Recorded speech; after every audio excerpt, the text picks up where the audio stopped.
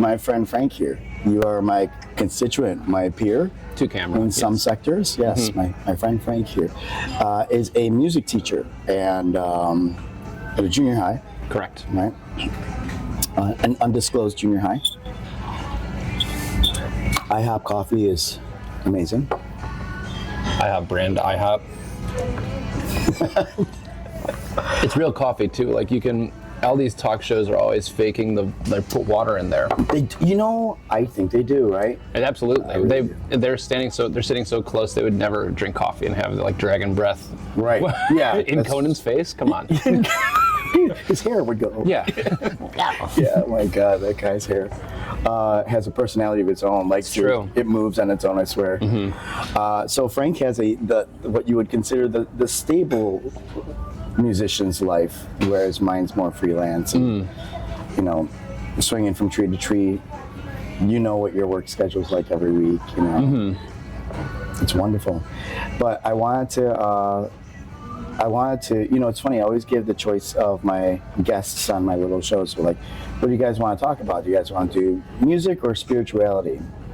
And so I know we discussed that we're going to talk about music today. So my first question is, has music brought you closer to God?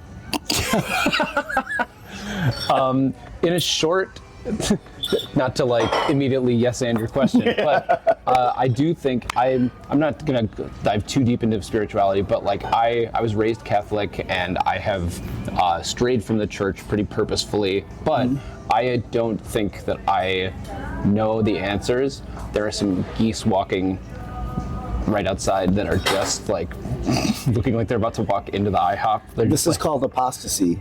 Yes. Loss of faith, just total falling from faith. That's and right. Getting distracted by geese. That's right. So my thinking is that there is something, if you want to call it God, if you want to call it something, just like a shared consciousness. I think that there is something above the level of our current present consciousness. I don't know what it is, but I do know that some things make you feel closer to that, or like make you feel like the best version of yourself, and that in that you can find that like godliness. Yeah. And for me, music has been that thing a lot of times. Or just like I find that when I'm thinking about music, when I'm playing music, when I'm enjoying music in general, I just feel if you are somebody that tethers your spirituality to God, I would say it brings me closer to God. Okay. I don't tether myself to that thought or paradigm necessarily, but I do feel like a heightened sense of just like, I wouldn't call it purpose, but just like a heightened sense of being when music is involved. And it might just be this sense of like security that somebody gets when they are like working in an area that they know more about. Like if you ask a lawyer to explain something to a layperson, they probably are like, this is my purpose, this is why I did this. And that's not why I study music the way that I do and have for the last like 20 years or so. But it is definitely something that I continue doing because it made me feel good, and upon reflection, after I've become a professional in several arenas of the art, I have been like, oh, this is probably why. Like, it's something that connects me to family, it's something that connects me to community, it's something that connects me to myself, and in that way, like, it, is this a good answer? This is like... This is a great answer. Yeah, so I guess that's like the longer, shorter version of... Okay. How has music brought me closer to God is I think that it's made me feel more like myself, and I think that in that you can find a sense of maybe not purpose, but sure, for lack of a better word, purpose. Sure. I whipped that first question out just like to make you laugh. Yeah. But it's a great answer. I listen to so many podcasts. I was born to pontificate on too many cups of coffee about things that I don't actually know. I'm on my second or third. I don't know. Not too many. I forgot how to count. Wow, it's that many.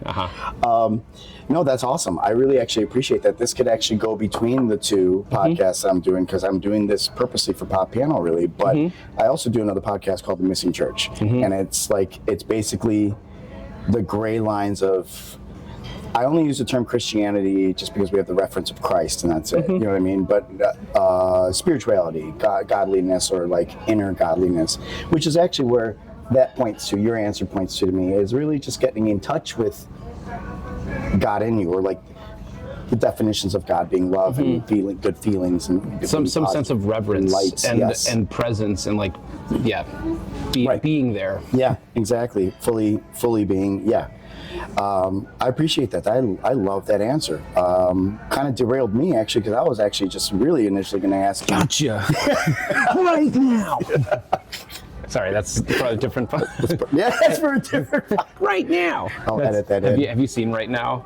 No, what is that? There's this dude named John Goblin. I don't know what his real name is, but he dresses up like a goblin in like full stage makeup and is like green and is like hunched behind his like desk and has like long fingers, and he's just called Right Now. And he's like, we're gonna have a guest right now, and he just like in like pretty seriously, and he like makes jokes and everything. Yeah. Like he pretty seriously just like interviews people, and the joke is that it's kind of like Space Ghost. Okay, yeah. A little bit. Yeah. But he just like has comedians on, and Now you're talking my generation. and they're like, so, like, what do you do? He's like, oh, I work in insurance. Like,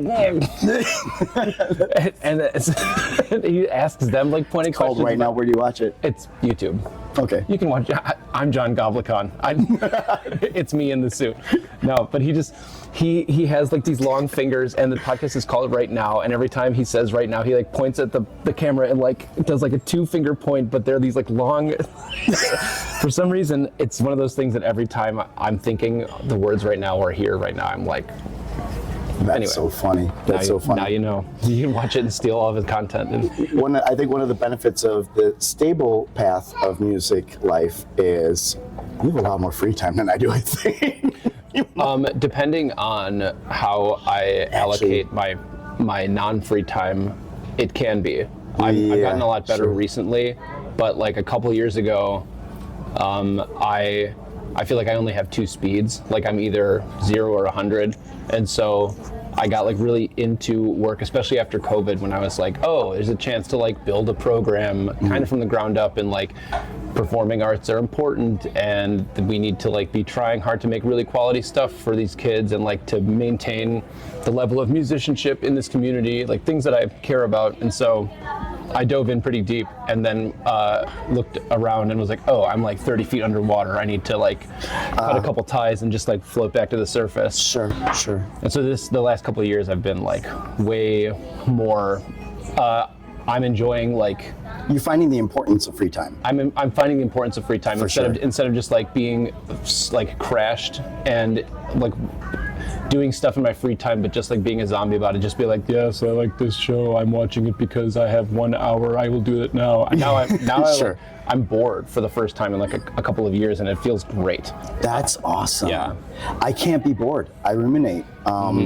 It's funny because what I said about you having more free time is actually the absolute opposite. I have an abundance. I have more free time than anybody I know, except I am encaged by my own obsession of productivity. Yeah. So I say I have a lot of free time, which I do. I have a lot of liberty. Like if we needed to jump and go anywhere, if I need to go anywhere, any point of the day, I can. I don't need to talk to a boss about it. I don't need to clock out. I don't need to check in PTO. Sure. Is that what it's called? PTO, right? It is, yeah. I don't even know. But yes, that's the push and pull.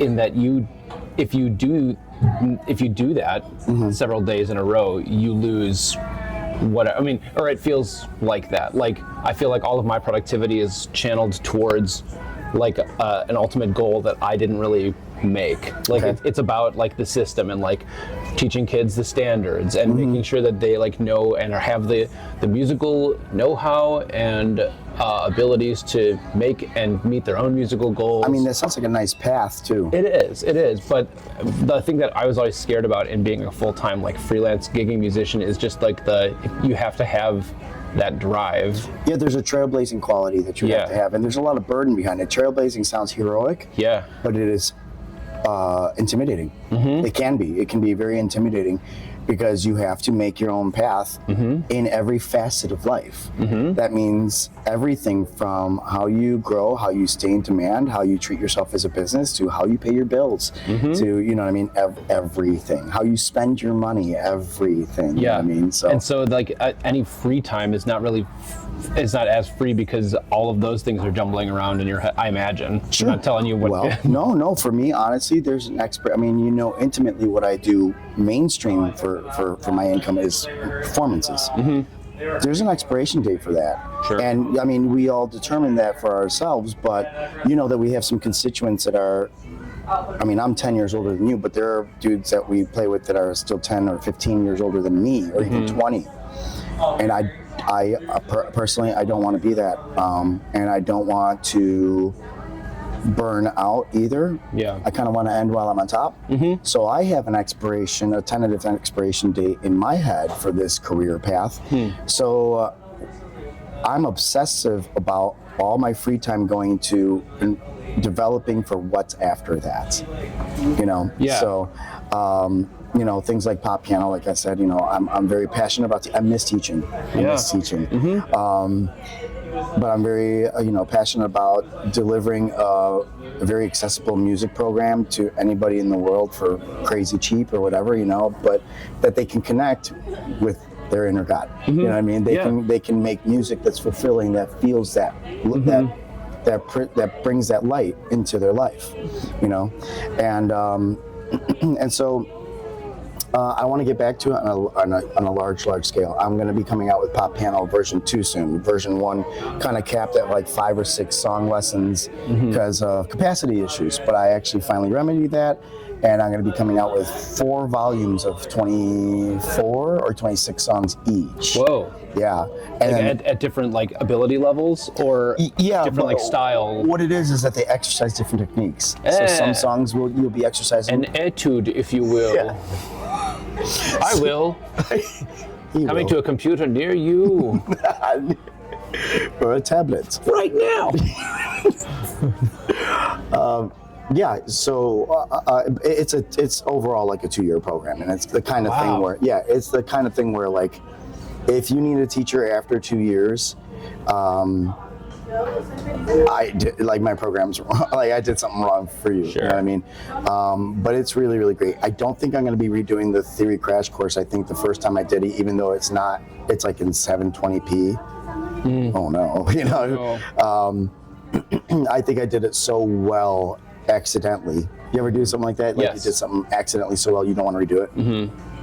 I really love the theory crash course a lot, so I'm very excited about that still being out there, that still being as inexpensive as it is, because I am actually, and this is, you know, back on music and education, you know, I don't know what your background was as far as like early childhood music. I had a classical teacher, a renowned pianist, Russian pianist, and she was amazing with kids. And I had a lot of holes in my education by the time, nobody knows this, and this is actually a secret coming out now public. People think that I went the whole traditional route. I started as a kid taking piano lessons, and then I went on to like college and you know, kept going. Just because I have some college level, you know, theory and knowledge and whatnot. I think you've seen me play enough where you can see that I can fool some people into thinking that I went to college for music. A lot of the terminology is missing, but the execution is there. But I didn't. My deep, dark secret that I am completely... Hi. No, come on in. Thank you, Rick. Thanks. Appreciate it. Garçon. I'm going to catch me grabbing the check. Oh, my God. Oh, alligator arms. No, wait. I'm going to hide it over here. We'll argue about that off camera. Sure. The big, deep, dark secret of mine that I'm coming out completely with as part of my story and my legacy is I actually quit piano at 12. Very early on. Everybody thinks that, we might have another guest. oh darn it, I got excited. Everybody thinks that I, went the traditional route all the way, Sure. but no, I actually quit around 12. And that was because my mom and I, we lived out in the suburbs now, and it was typically after her work hours was rush hour, and we'd try and get to the city, and it'd take us over an hour each way for a 45-minute or 40-minute lesson. Right. And it got burdensome to the point that we were just like, all right, let's take a break. Yeah. And we tried a local teacher. I didn't like it. Nothing would be the same. Like how would you replace that? Like The Russian Conservatory pianist. Yeah. This was just the old lady down the street right. now. Because you were doing you played in competitions, right? Yes. Before 12. So it was like that's not something that I think everybody. I don't know who's listening, but like what you like that world is like insane.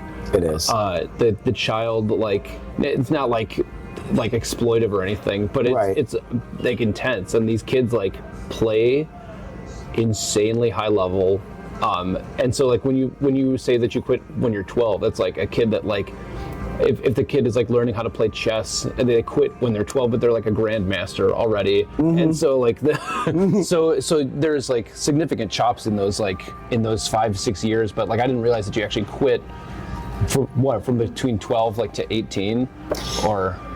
So, sorry, let me just derail your story and ask a question while you're in the middle of telling the story. No, please, no, I like it. It's actually giving me opportunity to give more of the story on different aspects.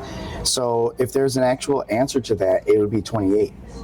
Okay. Because I didn't go to college for music until I was 28, and at that I didn't even complete it because my the director of the music department pulled me aside and he's like, what are you doing now? And I was already gigging, and he's like, what's your future like? What are you trying to do? Why are you here?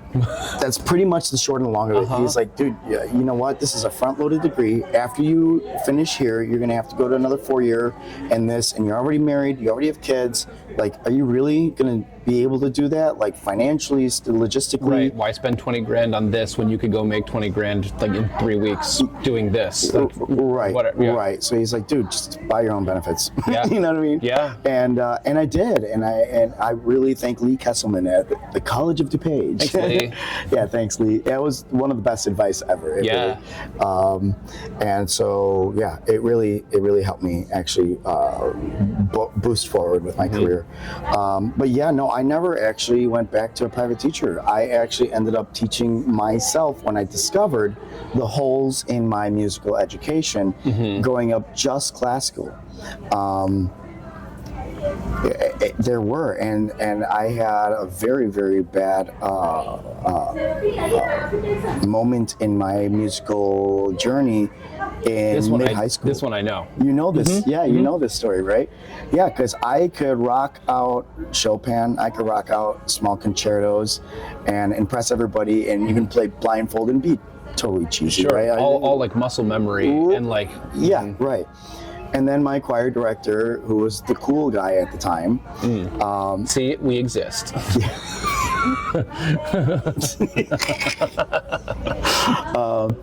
Yeah, he asked me to play, and I'll never forget, it was Open Arms Journey. Oh, nice. To accompany him for the school concert. Like, dude, I get to accompany the choir teacher, this is awesome. And I couldn't do it. I could play Revolutionary Etude at that age, but I couldn't play Open Arms. And was it like you couldn't sight read it, or like you couldn't like figure out how to play like a pop, like 3/4 ballad, like? Frank, I didn't know how to play chords and inversions of chords. That's all it was.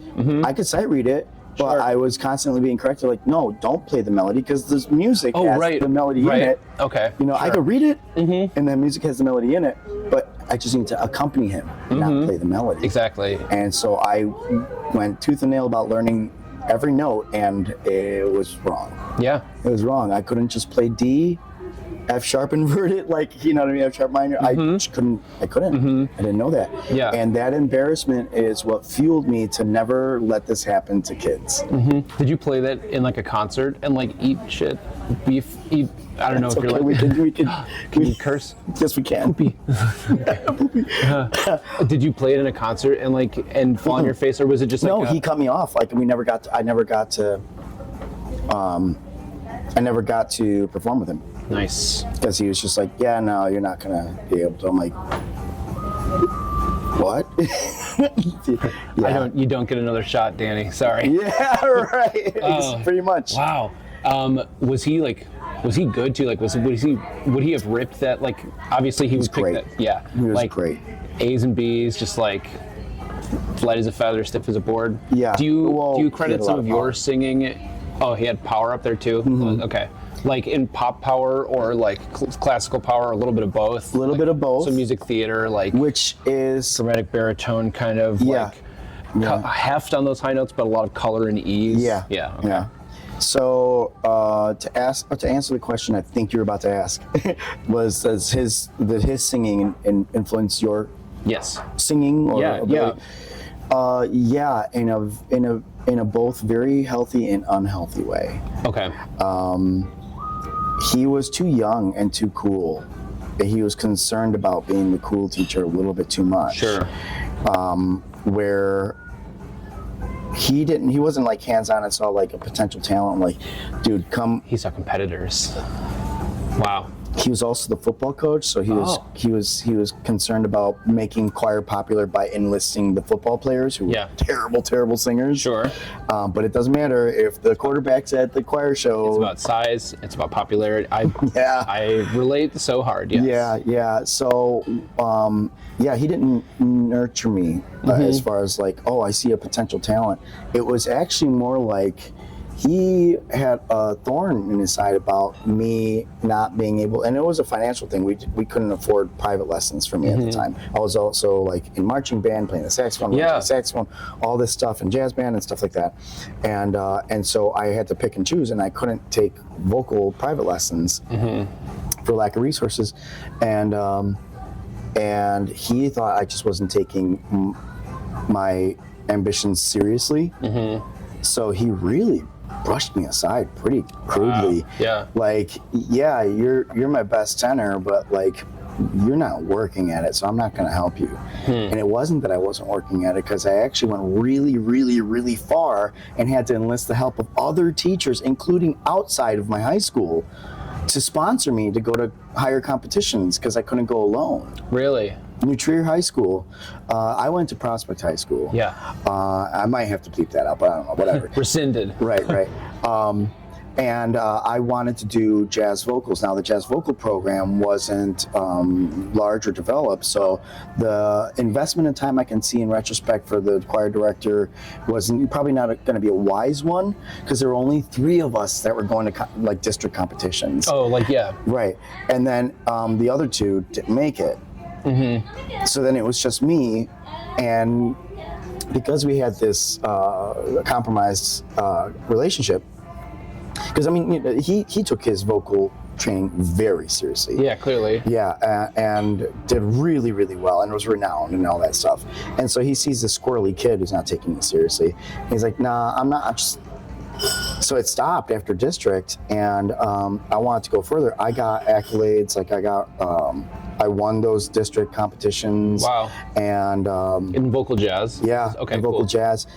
And it was just a combination of my history, being in jazz band and being exposed to, back then, you know, the big thing was the Charlie Parker anthology. Like, if you played saxophone, you had to learn, you know, that whole book.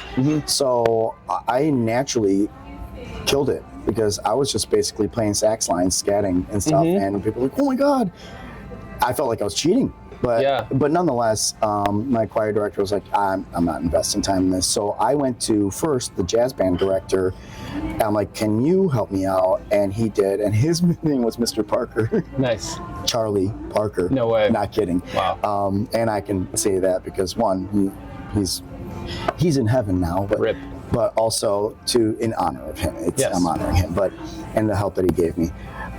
He took me as far as he could, but he really couldn't allocate too much time outside of jazz band, really. So he recommended me to his friend at New Trier High School. Dan Gregerman was the choir director there, and I had to, when it was time to go to like states, to that level of competition, I had to go with like representing the school. Yeah. So I had to represent New Trier High School. Wow. So we went down to Peoria for state. I killed it there, went to regionals. So it was the top 8 of each section, you know, soprano, alto, tenor, baritone.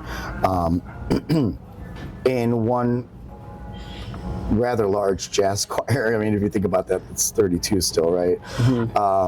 But we would compete for the solo spots, and, you know, those were the award winners, right?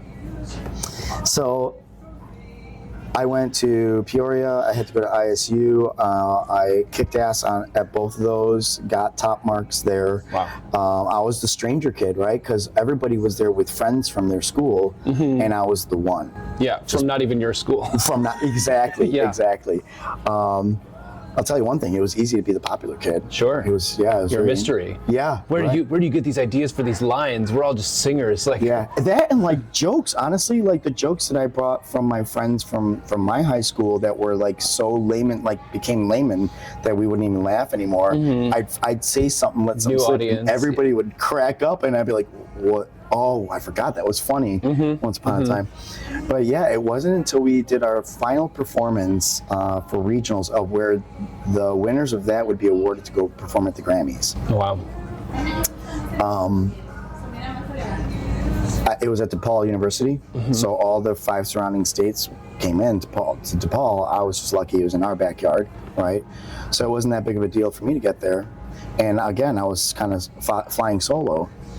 And I was there, and all of a sudden, when I'm being presented the awards, I hear, "Yeah, go Geraldo!" And I look out in the audience. It was him.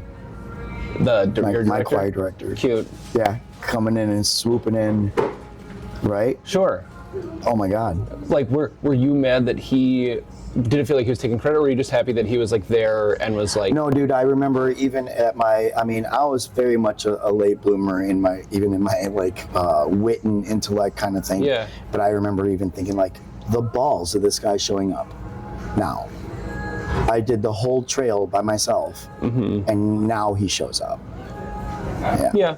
That stinks, but also from, not to like change your childhood memory, but like from the teacher perspective, like you had a lot of stuff, and a lot of times you want to like help those kids, but I'm not saying that he probably should have been more nurturing, especially if you had like all of these skills and were like trying to do something at a high level that like he could have given like an ounce. But I'm sure that he was also still like very proud of you, and did it seem like he was trying to take credit for you being there, or was he just like happy and supporting? Because like I have kids that like will ask me for help with like an audition, and I'll be like, sure, but I'm not thinking that like thank you. Thanks. I'm not assuming that I'm going to help them land the part or something, but like if they get the part, I will always be like, way to go, or like if I'll go see the show, and most of the time I'm not like, yes, they're doing this because I don't know how to do it. Right. Because like, he is legit. Like I think probably he like had to go because you were like the highest ranking student he had doing anything. And so there is like some gall in being like, look at the stretch of my program. Look at my reach. But well, I don't know, but what came after that might indicate.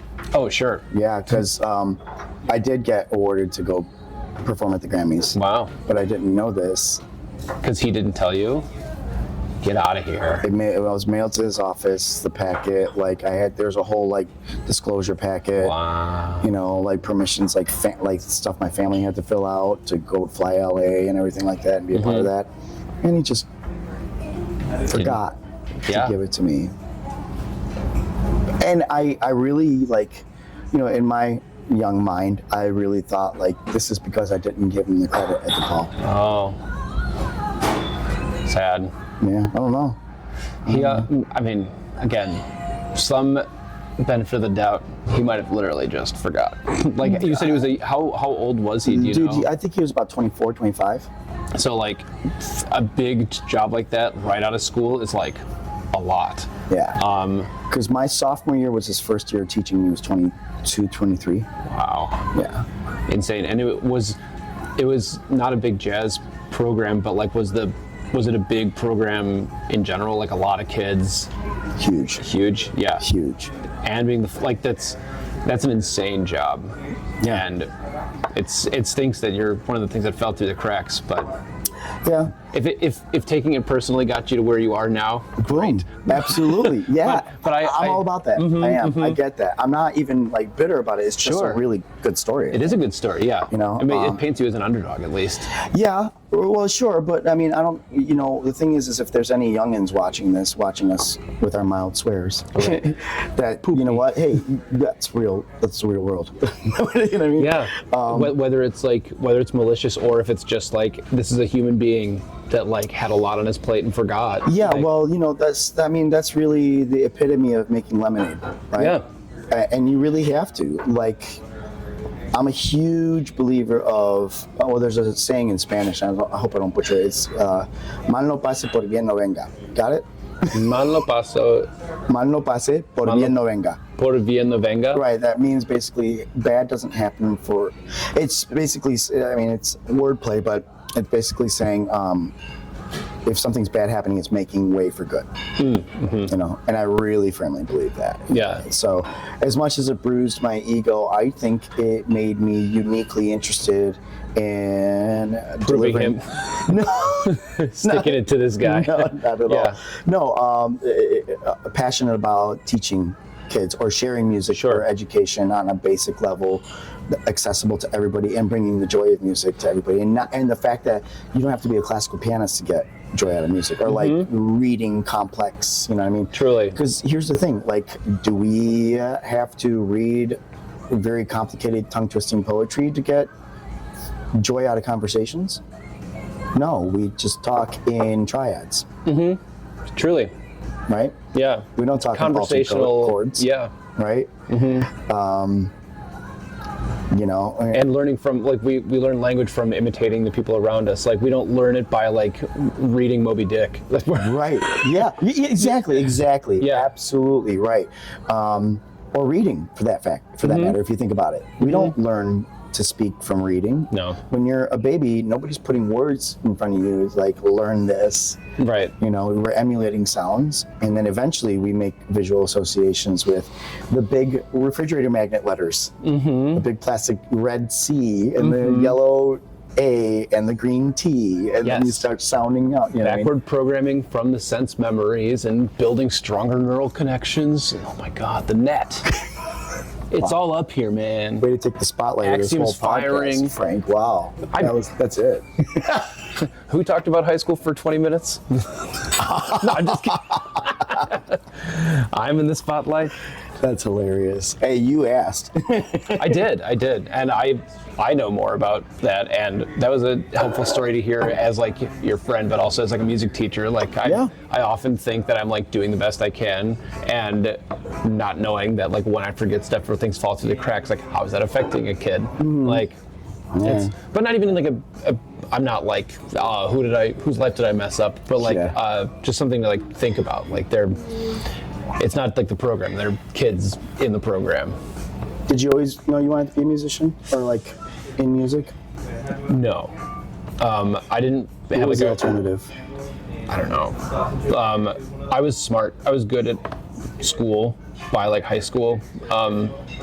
Like good grades, advanced classes. I figured out like the routine of school pretty quickly.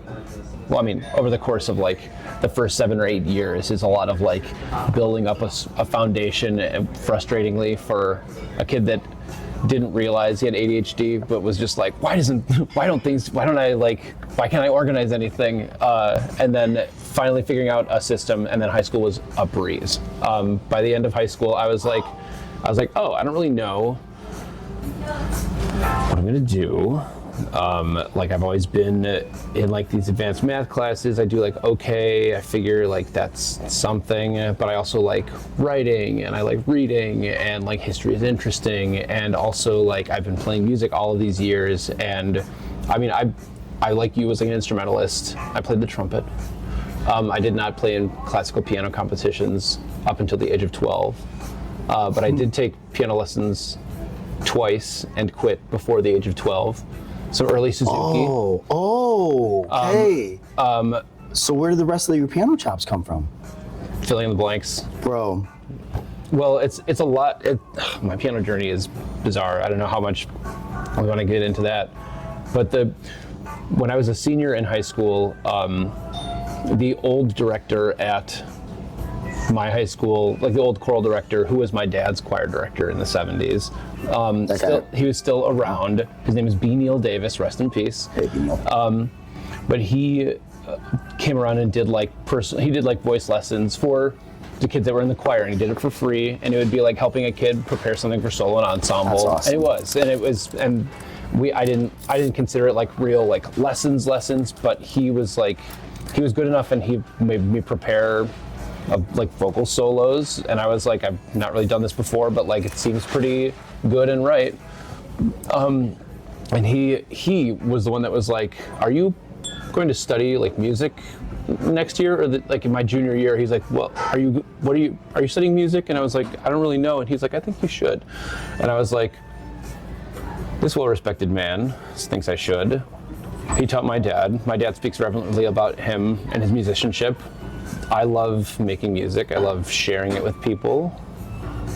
I'm good at it, and I don't have to try very hard. And I don't have to try very hard. A little, and it was at that point, I think, one of the things that I was still like interested in learning more about. Like school was fine, but it was kind of just like going through the motions. Like I would learn the new stuff and be like excited about it, but Your curiosity ended. I was curious about music still. Right. And I'm glad that I was. Like I took AP Music Theory, and by that point I had been like playing piano and like singing in the style that like we do at like dueling pianos, like just reading chords, like having enough background knowledge to like look at a triad, be like, written, that is an F triad. But I also know that those three notes, I can like rearrange them and play them whatever order I want. Yeah. And then sometimes I'm allowed to add extra notes to it too. But like very, very basic stuff, but like almost everything was just like absorbed through like literal play, like experimenting in the sandbox, like finding, like my dad had old Barry Manilow books and like an Elton John book, and I was like, okay, I'm just gonna like look through these and try to learn some of these songs, and I did. And then in music theory, I was like, oh wait, there's like actual names for like things that I've like been doing and like thinking about, like, oh, like there's more to it. Dude, you really took a long path. I did. And people are like, how do you like know what that is just by hearing it? It's because it's the second chord in Open Arms, or like what? Sure. Or like I'm like yeah. exactly. Yeah. I've Slumdog Millionaired my way to like the to the top, baby. See, that's awesome. And then I took lessons in college. Was bad. Like I went and I played Honesty by Billy Joel for my South African piano teacher, who was like the guy that taught the little Darios. Like it was at CI, the Cleveland Institute of Music, but he was teaching like the preparatory piano and me and like a couple other like undergrads. But I went and I was like, I tried to explain to him like what I was able to do, and then I played like the opening part of Honesty, and I played probably like 9 or 10 bars, like through the intro and then a little bit later, and then he was like, okay, stop. And then he made me get the Czerny book, the Grichaninoff book. Did you say Journey? Czerny. Journey. A Bergmuller book, like early, like baby stuff. Sure. And it was just like, we need to start over. Okay. And I was like, thank you, but also, Ouch. what else? Like, can I play stuff? But it was helpful. Like I don't pride myself on any technical aspects of my playing at all. I think that's definitely still like the weakest. Like I'm not very flashy. I have feel, and I can fill in a lot of blanks in convincing ways. You have a lot of color. I have a lot of color too. You really do. You had some really nice notes. I've got a lot of me in my playing, which it makes sense now that you know a little bit about like the journey to get there. But like a lot of time that I should have been spending like getting scales and arpeggios faster, I was busy playing like Carole King songs because I was like, this is really what I want to be doing, and like do stuff like that. So I've always just been kind of like circling between like what should I be playing, what am I playing, and stuff like that. But as far as being not a musician, I don't know. I always think I should have just been like an engineer, and it would have just like lived the work-life balance thing from the beginning. But I have literally no idea what else I'd be doing, because this is the only thing that I can like do music and share it with as many people in like Right. a meaningful way. But yeah, I'm not really. It's annoying because it's a thing that like my skills are most funneled towards, Okay. and so sometimes I feel trapped because You I'm feel like, predestined, like your script is written already. It's like, not fair. Screw you. Right. Speaking of God, God's like, nope, you have no choice. Right, right. You're pretty good at music and you're pretty good at people, but you're not good enough at either of them to do. Like, Wow, no.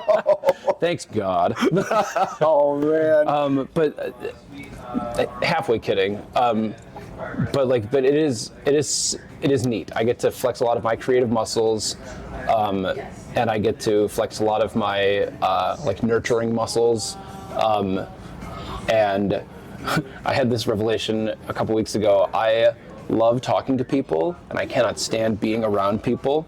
Interesting. So I found the job where I can talk to the most people at once, but my punishment... From a podium. Yeah, exactly. But my punishment is that like they're still there.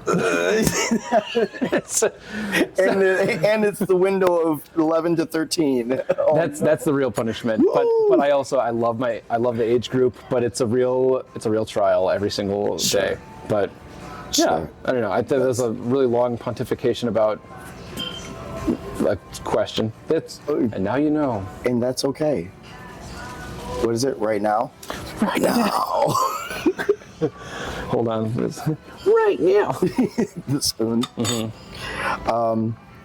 So I kind of want to wrap it up with changing the direction actually for a second. We touched on spirituality just a little bit, but I always measure, if you will, somebody's Christianity by my BTM, my bullshit tolerance meter. I shouldn't say always. It's just one of the measurements, right? I was gonna do another like a short with a bunch of different people asking the same question about how much bullshit do you take until you are not a Christian. You are not like like what amount of it makes you break? yeah Okay. yeah, like there's a really awesome comedian girl, Angela Johnson. Do you know her? Maybe I would recognize I'm her. gonna but- stitch her in. I recorded like this one little bit of hers. Nice. Where she's just like, I'm a Christian and I'm a comedian, but I'm not a Christian comedian. Sure. And for me, I'm a musician and I'm a Christian, but I'm not a Christian musician. Because she says her punchline is like, I love Jesus, but I'll smack a hoe. Like, you know what I mean? Sure. Right. So where's that borderline for you? Because like you're one of the most tepid, like emotionally controlled people that I know. I've never ever seen you get angry about anything. Overly upset, and if something, I've seen things maybe ruffle your feathers, but you roll it off and you continue with life. You're very present, and that's admirable. It's amazing. Thank It's an you. amazing quality about you.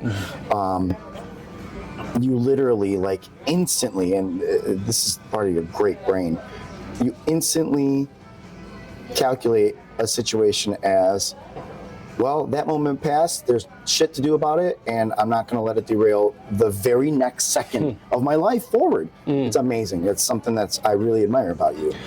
But where's that line? What does somebody have to say or do for you to finally like either lash back, put them in their place, or feed them a knuckle sandwich?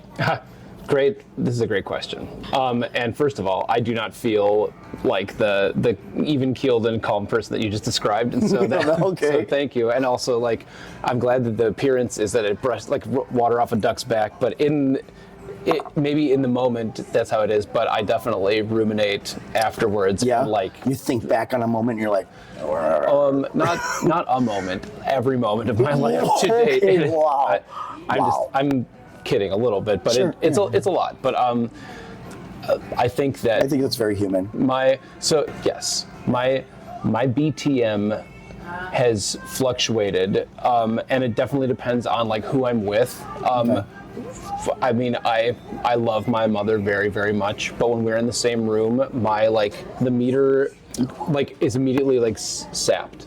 And and anything that she's I unfortunately I love my mom so much, but I don't know if it's because we're so similar or because I know when she is talking about something and is really meaning something else, and I can't. That's kind of it. When people, not being fake, because she's not a fake person, but when when they're well, let me finish one thought at a time. There are times when I do not mean to be snippy, but I cannot. God, I'm the worst at that. Cannot stop myself. Do you have super son guilt? Is that probably? I have super son guilt. Yeah, I'm a terrible son. I yes, and I have been mean, and I don't always mean to be. But sorry, Mom. Sorry, Mom. But I think that part of that, maybe not that necessarily, but when people. So my biggest triggers are, one, knowing that people are being fake or trying to preserve the bullshit in the service of nothing. Sometimes if I can tell that somebody's preserving the bullshit so that somebody else doesn't freak out, I'm okay, I get it. But if you're trying to sell me something and don't think that I see through it, that's an insult to my intelligence, and I don't stand for that. Yeah. Another thing that I can't stand, insulting my intelligence. And I'm kidding a little bit, but also one of my biggest, I'm a little insecure about my intelligence, and so I feel. Really, you? Yeah. Well, dude, you're but it's. You know what it is? It's one of those complexes when you are not aware of how intelligent you are. But yes. You're insanely intelligent. You're twice my IQ. Are you kidding me? Yes, not necessarily. Yes. But and it's I think maybe the real intelligence is knowing what you don't know, and part of it is I think I'm recognizing what I don't, but also just feeling really guilty and kind of sheepish when I realize that I've doubled down on something and it's just completely wrong. It's not necessarily people insulting my intelligence that I get freaked out by, but it's when people assume that I don't know something and I do know it, and I'm not able to voice I don't know what it is about it, but it just say I was playing a song and I made a mistake, and you were this is actually this chord, and I would be I know what fucking chord it is.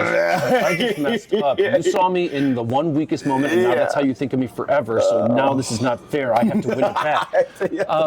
So things like that are when I, the short answer, of course, and as it always is anything that makes me feel threatened or insecure is what, anything internal that makes me question myself or make myself angry at myself is what triggers the lack of Christian.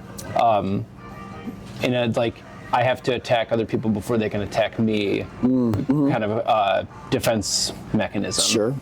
Sure, I get it. We, as human nature, I think we avoid looking like fools or do everything we can. Of course. So we have these macros, right? Like you were saying, I mean, it sounds to me a very complex thing could happen, and it narrows down very fast to one trigger.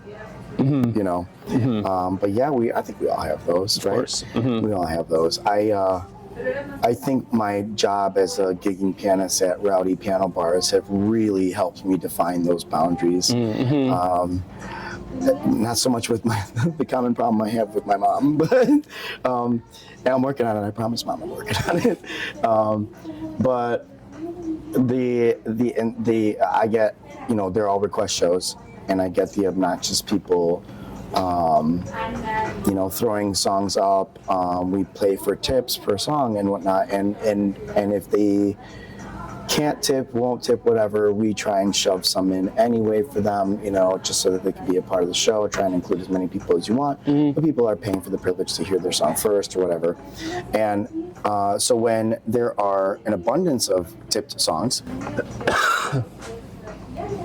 Thanks. Doesn't sneeze though. When there's an abundance of tip songs, to fit a free one in at that time is a bad call. People are well, wait a minute, I didn't see them pay for that song, and I just dropped 20, 30, 40 bucks on mine. apparently it doesn't matter. It just derails the whole system, right? But I'll get people who are just slamming their song, like, where's my song, with no tip. And it's not that I'm being finicky or picky about it. I'm just trying not to derail the system and scream my whole night and piss a bunch of people off. But I've been getting a lot of like the entitled, young audience members, like, play this song because it's a good song, play it because it's your job. Like, that's where I'm just like, I'm working on my macros, my rebuttals, right? The amount that you don't know about what I'm doing right now for all of you is staggering. Don't tell me what my job is. Yeah, right? Ugh. It's kind of like being 5 years old and telling your daddy sucks. Yeah, Is... It's what do they call it? Like couch, like armchair quarterbacking. Oh, Monday morning quarterback or something? Oh, Monday morning quarterback is like hindsight is 2020. Yeah. But the armchair quarterback is like, you shouldn't have thrown that. When like, if you're on the field and it's like for like 2nd and 10, you're like, there's a world and like several lives that have been lived up to that moment just from kickoff. Right. And not including all of the like years and like decades of knowledge. And so it's just like, they're like, play Teddy Swims, and you're like, in a fucking second. Yeah, like, dude, right? I will. Yeah. If you stick around long enough, I will. You just got to trust. Yeah. Maybe that's what it is, a lack of trust. Yeah. I do iterate a lot in the show. Like, we're going to try and get to everybody's song. Hold on, people are on the list here, and we're going by, a certain order and whatnot. And I try not to make it sound like money, but, when it comes down to it, like, I will metaphorically smack a hoe. You know what I mean? Because if they're just like, they get me to a point where I say shit that I'm not proud of, like when I told a woman that I don't negotiate with terrorists. Did you really? Yeah. You did? Oh my God, that's She was being really annoying and like antagonistic. I mean, but the thing is, it's like, how off were you? I don't know. Yeah. And I will tell you this. I will about our common gigging place. They are okay with you defending yourself. Yeah. I lost my cool recently, and I flicked somebody off in the window. Nice. I did. That was so unprofessional, and I turned around mortified and apologized to the crowd because I literally stopped a song. I had to time it and not lose the person's attention as they're walking behind us outside in the window.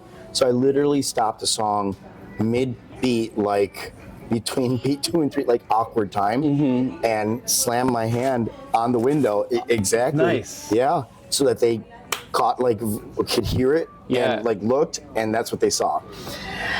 And I turned myself in at the end of the night. First I turned around mortified, like, did I really just do that in front of the whole audience? And the audience was extremely gracious. Nice. Understood the human element of it, heard the girl being completely, like, rude and loud, and she waited by the door for a quiet moment. She was leaving, stopped, waited for a quiet moment to tell me to F off and that I suck. And even though I did actually play her song, she sang along, danced with her friends, like, she enjoyed it, and waited for that moment. And it triggered me. Yeah. She did that, so I waited for the moment. And I didn't. I made a moment, and I started another song, and I'm like, hold on, delivered it. And I turn around and I'm like, I'm so sorry I did that. And they all just like, yeah. I'm like, oh, okay. It was great support. I was unexpected, and I was grateful for it. And I turned myself in that night too. I did. I went to our manager, the local bar manager, and was like, hey man, I did something that's probably caught on camera, and I want you to know about it, hear it from me. And I told him, and he's like, so? And? Yeah. And I was like, oh. He goes, dude, you're allowed to defend. I mean, we know what kind of places. We have security here for a reason. Right, true enough. I mean, they get rowdy, they get drunk, and you guys are having a great time, and different people are different people when they're drunk. And it's true. That's the one thing that's really been pushing it from me, that just the atmosphere tests my Christianity. And here's the messed up thing, Frank, is what would Jesus do WWJD. Jesus would not negotiate with terrorists. I honestly wonder if he would give him the finger. Like, I really think that the Bible paints Jesus to be a little more polished than maybe he really, really was. Like, I get it, because it's like, you know, turn the cheek, Sure. right? But there's also like, How many cheeks you got? right? He's also the out of my depth, but I'm pretty sure that there's something with a bullwhip and a temple and some non-believers. That I think Jesus threw hands at some point. I really do too. Yeah. I really think he threw hands at some point. You know, to defend himself, defend somebody. Sure. You know what I mean? Defend the helpless. Yeah. You know, you know, in my imagination, if I were in Jesus' sandals, Sure. I would do the same, because I mean, I have. You know, I have defended the weak. You know what I mean? And in ways without asking questions. You know, like, I don't know the person that I exchanged fisticuffs with. I don't know where they were coming from, but when they're bullying somebody else, I stepped in. You know, and physically, and the most non-Christian way illustrated today. You know what I mean? Not supposed to do that, right? But I don't know. Where's love thy neighbor? You know, where's that? Right. Apparently, it's higher than the other one, and thus needs to be withheld. Yeah. But then we get into the tricky territory of like, who gets to decide what is loving your neighbor? Who gets to decide what is bullying? Who is it the strongest person? And do they? That's when immediately all the wonderful ideas get corrupted by how bad people are. Yeah. Yeah. Right now. Right. That's the best end to this podcast. That was awesome. It's been real. Dude, it has been. Extremely real. I really appreciate it. Thanks, man. And I Sure. sprung it on you last minute, too. I Oh, that's apologize. okay. I just didn't think about it until I was getting out of the door. Yeah. I'm like, oh my God, I should pack my stuff and maybe Frank will be down. And Sure. you were. Thanks so much. I'm man. an open book, of course. I really appreciate it.